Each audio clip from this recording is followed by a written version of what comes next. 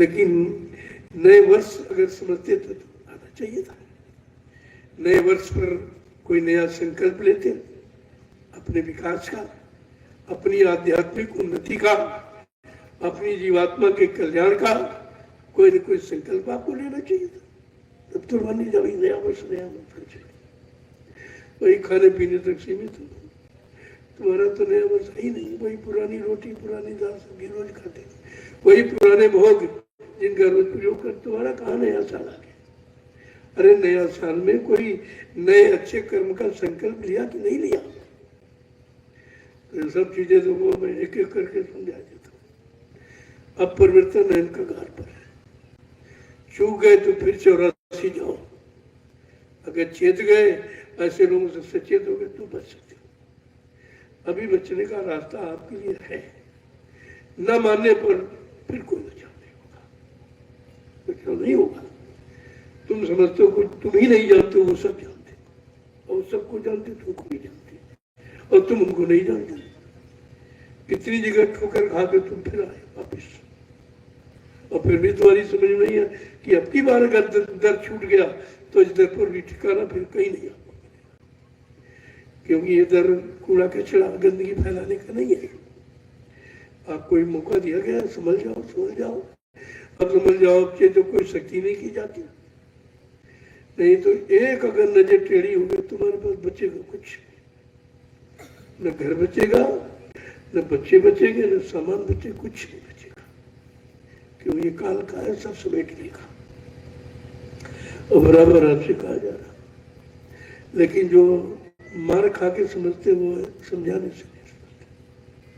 जब कुदरत की मार पड़ेगी तब, और तब तक समय निकल जाएगा, तब तक हमारे यहाँ भी जगह नहीं रहेगी तुमको फिर बंदा तुमको, क्योंकि कोई गंदा फल, दागी फल अगर अच्छे फलों में रख जाओ तो रात भर में सारे फलों को खराब कर देगा। ये संगदोष होता है। मैं इशारा करके सबके लिए कह रहा हूँ, एक के लिए तो धीरे धीरे तो जाओ, अच्छी बात है, क्योंकि मैं भी आना जाना बंद करना चाहता हूँ। हमारी उम्र बहुत हो गई है, अब चलने के लिए समय नहीं है,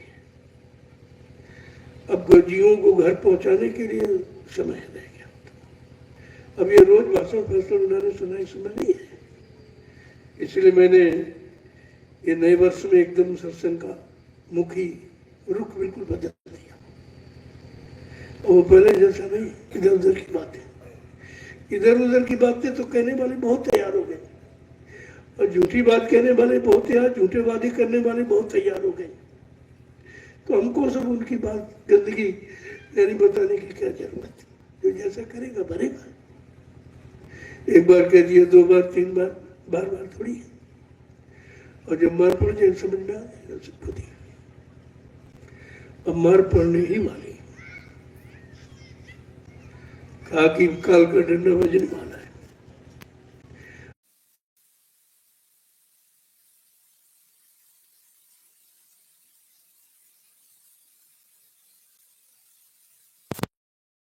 और अगर उसने उठा लिया तो भी बचेगा कोई नहीं, न राजा बचेगा न प्रजा बचेगी, कोई नहीं बचेगा।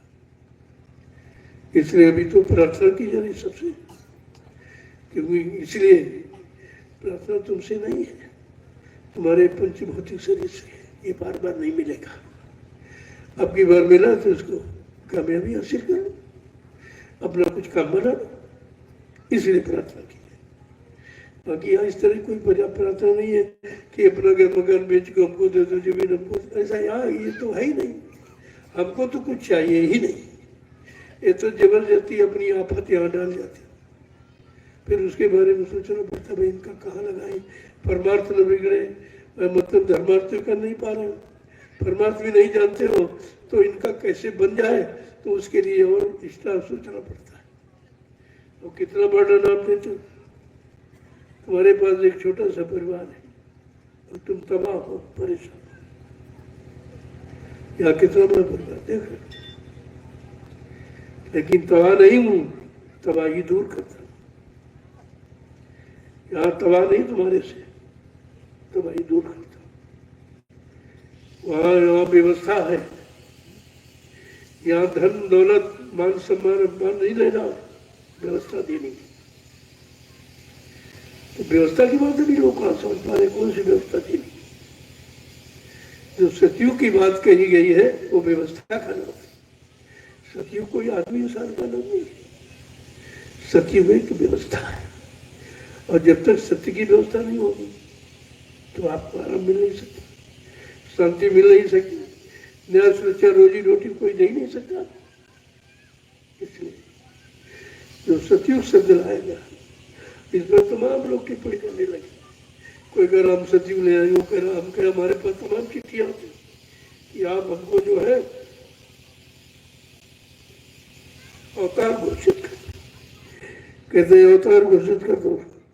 अवतार कोई घोषणा की चीज तो काम का विषय है, काम करके दिखाओ, लोग तुम्हें मान लेंगे। तो अगर हमने कह भी दिया तुम्हारा काम ना हो तो फिर लोग छीन लेंगे तुम्हारा।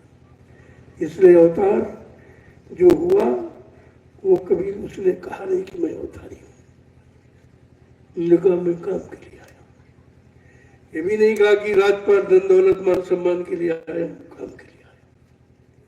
एक दिन काम हो जाएगा, यही मेरा उद्देश्य है।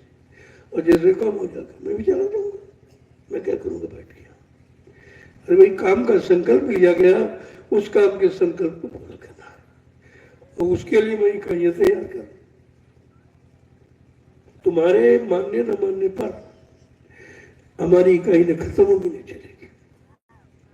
आपको एक मौका दिया जा रहा कि कुछ कर लो, और नहीं करो तो करने वालों की संख्या कम थोड़ी है, एक ही से कम। एक सूरज सारे विश्व को रोशनी दे सकता है, एक संत सारी सृष्टि को रोशनी दे सकता है, सारी सृष्टि को काम दे सकता है, सारी सृष्टि की व्यवस्था कर सकता है और सारी सृष्टि को न्याय सुरक्षा रोजी रोटी दे सकता है। इसलिए संत और सूरज और सहता ये तीनों का प्रभाव अलग है और ये सबके लिए आते हैं। इनका कोई अपना पर्याय नहीं, इनकी कोई जात बिरादरी नहीं है, क्योंकि महात्मा की कोई जाति नहीं, संत महात्मा कोई जाति नहीं लेके नहीं आए और तुम भी नहीं लेके आते। लेकिन अज्ञानता बस तुम कह रहे हो अपने आप को, तो कह रहे कि महात्मा की कोई जाति नहीं और महात्मा को भी अपना घर नहीं, न तो घर बनाते हैं तो भाई कोई जाति हो, कोई परिवार बनाए तो घर बनाए। तो तुम मोटी पहचान कोई परिवार ही नहीं, बाल बच्चों को तो किसके लिए घर बनाए। और वैसे ज्ञान दृष्टि से ये संगत ही उनका परिवार है। जो करेंगे संगत के लिए कर रहे आपके सामने हो रहा। इतना किया गया, मैंने कोई अपने नाम एक इंच जमीन कराई तो कि हमारा कोई मतलब ऐसा नहीं, हम तो केवल व्यवस्था देने आए कि आपकी बिगड़ी व्यवस्था ठीक हो जाए और सबको व्यवस्था मिल जाए, सब लोग सुखी हो जाए। बाकी मेरा कोई उद्देश्य नहीं कि हम कोई प्रधानमंत्री बन जाए। पहले ही कहा गया था कि 60 साल का कानून तुमने बनाया, अपने कानून पर तुम मुकर्रर रहो। ये 60 साल में मानव की बुद्धि विकासशील कार्य नहीं कर सकती। तो 60 साल के अंतर्गत कोई आए, चाहे राजा हो, चाहे प्रजा हो, चाहे अधिकारी हो, चाहे मुख्यमंत्री हो, चाहे राज्यपाल, कोई भी हो, ये मानवता का सिद्धांत सब पर लागू होना चाहिए। 60 साल में अपने आप रिटायरमेंट ले लो और बच्चों को खा दो। बच्चे घर बैठे रिटायर हो जाए, उनको खा दो। अगर ये बुढ़े कुर्सी से चिपके रहेंगे तो नौजवान घर बैठे रिटायर हो जाए, उनको खा दो। लेकिन ये अंधेर नहीं चलेगी। बहुत समय निकल गया, बहुत बार मौका दिया गया, शायद अब सुधर जाए, अब सुधर जाए, अपने कानून को स्वतः हम मानने, लागू कर रहे, पालन कर रहे और भारत की जनता को न्याय सुरक्षा रोजी रोटी का जो वादा किया उसको पूरा कर रहे। तो बड़े बड़े वादों से अलग और जनता बेचारी को जानती, जो जाने नेता है वही जनता, उसी को जनता ही है, कुछ नहीं जानती, न अच्छा जानती न बड़ा। तो इस बात पर ध्यान देना चाहिए। और आगे इतना सख्त कानून दूरदर्शी का होगा, 1 मिनट के लिए भी समय के बाहर किसी को काम करने नहीं। हाँ, सलाह का तुमको अधिकार होगा, अगर तुमने कुछ अच्छा काम किया है तो अच्छे काम की सलाह दे सकते। जो वृद्ध हैं वो नौजवानों को सलाह दें, उनको आगे बढ़ाए, उनको निकाला हटाया नहीं जाता। उन्होंने जो अनुभव किया या जो सेवा की है उसका कुछ भाव दर्शाए और नौजवानों को काम दो, और आप पीछे से नहीं करो। दूरदर्शी का ऐसा कोई सिद्धांत है नहीं। रिटायर बिटायर कुछ नहीं। रिटायर का मतलब उस पद से अलग रहकर सेवा करो, क्योंकि पद की सेवा तो स्वार्थ में लागू है, वो स्वार्थ से जुड़ी है, लेकिन पद से अलग रहकर सेवा ये परमार्थ से। तो जरा महात्माओं की बात को समझने का कोशिश करो कि वो कोई ऐसा शब्द निकालते हैं, भले तुम न समझ पाओ, अल्प बुद्धि में, स्वार्थ बुद्धि में वो बात अलग की, लेकिन वो कोई ऐसी बात कहते नहीं कि जिससे किसी का नुकसान या किसी का सम्मान न हो। और राजा का भी सम्मान, प्रजा का भी सम्मान, अधिकारी कर्मचारियों का भी सम्मान, काश्तकारों का सम्मान, मजदूरों का सम्मान, सबका सम्मान, व्यापारियों का कोई नहीं।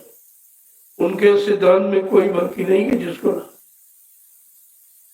जब धीरे धीरे सुनोगे और जब दूरदर्शी आगे खड़ी है तो आगे खड़ी होगी, क्योंकि लोगों के पास कोई जरिया नहीं, सुख शांति देने का कोई जरिया, क्योंकि ये सब अपनी सुख शांति पर, अपने मान सम्मान पर आ गए, अपनी कुर्सी बचाने पर आ गए।